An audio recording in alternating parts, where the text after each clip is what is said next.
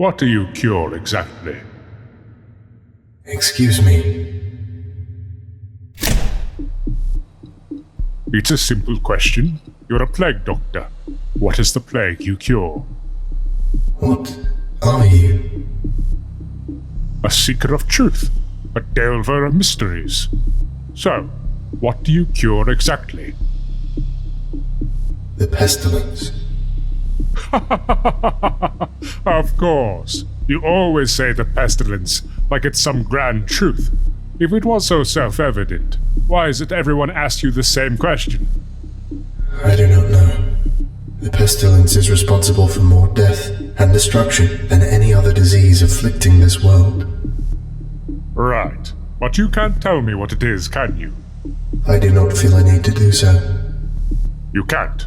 If you could, you would've. Or you'd have told someone else. But not once have you named your boogeyman anything other than the pestilence. Of course I have my own theory, which seems to be more than you have. I do not have the time, nor the inclination to banter with whoever you are. I must return to my experiments. Your experiments will still be there when I'm done learning about you. But since we're talking about them, why do you kill people? I do not. I cure them of the great pestilence, and... No, you kill people. Let's be clear about that at least. Though you've killed many less since the Foundation put you into a box. The pestilence is nearly eradicated here. The doctors, the guards, all clean of infection. You know what? I think it's free will. What? I mean, it could be life itself. It could even be an actual disease, one that only you can see. But I'd guess it's free will. I do not understand. Oh, you wouldn't. To be free of it yourself, you'd have to excise it, cut it out, and never return to it. Tell me, why did you kill Dr. Ham? He was your friend. My actions do not need to be explained. He was infected.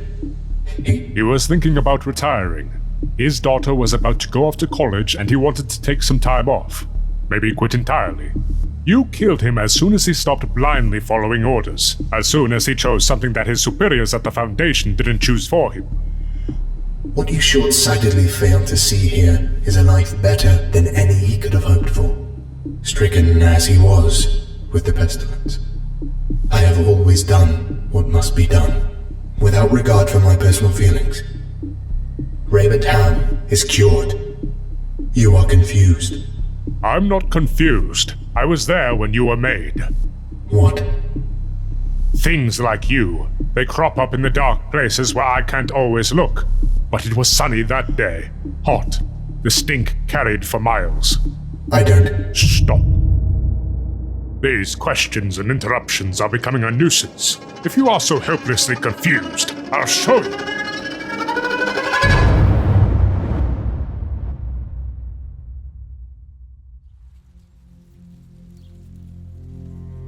This is you before you became a monster. It's subtle. Watch closely. The moment you chose to change is coming up.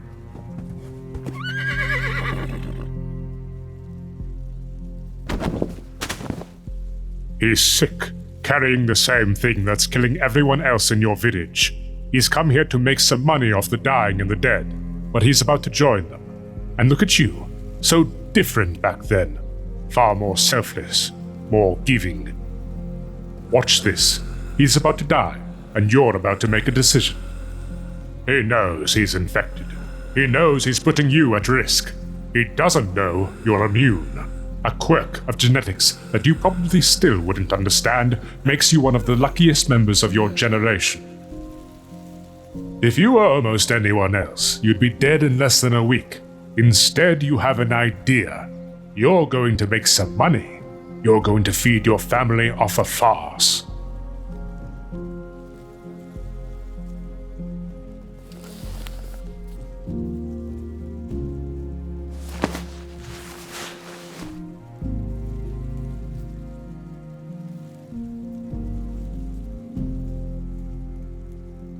You ride the horse, carrying death with you as you go, castle to castle, town to town, village to village, house to house. Well, go on. Have you any comments on all this? The people required remedies. The pestilence is still not cured. Yes, those are the thoughts you're developing on this journey. You pass by hundreds of people, and at some point they stop being people to you. They become bodies. But at last, you've made a grand circuit. You are home. You have enough money to last several lifetimes. You and your family will never go hungry again. And this is when you started to lose your will to go on. They're in that town. Your family is in there, aren't they? Your wife? Your daughter? No.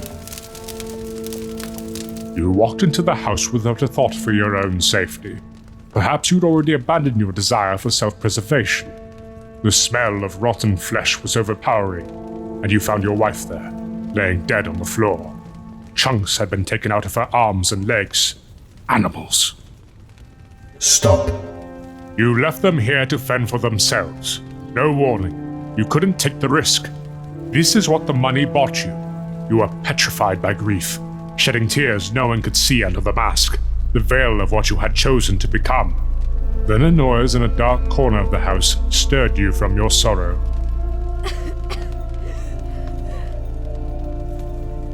Why are you showing me this? You recoiled as you saw her face, covered in blood. She's just like you, shares your quirk. She couldn't get sick. And she was better off for it. She was the one pure thing remaining. Why shouldn't the rest of the world be like her?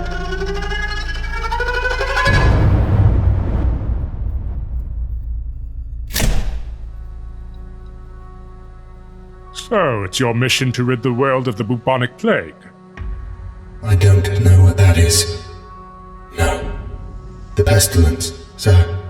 Have you not heard what I've been telling you this whole time? Yes, the pestilence. I would have thought a man who asks such questions would be able to grasp the importance of my work, of finding the cure. But now I fear you may be plagued with it instead. Plagued with the pestilence? Or free will? Do not mock me, sir. Your phantoms and tricks do not scare me. I must return to my work. I require a new subject. Fine. I suppose we've reached a conclusion. I understand now. You cannot clearly see what you are pursuing because you do not understand yourself. Untrue, sir. My purpose has never been more clear. You confuse your purpose with your identity. This drive you feel to find a cure, or even the perception of a disease in the first place, they never originated within yourself. This judgment is a waste of my time. You could never understand the visionary work I am completing. But if you must, keep casting down these thoughts of what you imagine I am. Let's do it in my laboratory. Oh no, you'd find me quite useless as a subject. What you perceive as genius, these thoughts too complex for anyone but yourself to comprehend, is simply tunnel vision. I understand now. There are dark places that even I cannot see, and things like you come out of that darkness. I was wrong. My fascination with you appears to be completely unwarranted. You've never once made a choice that was yours. You're just an echo of a man.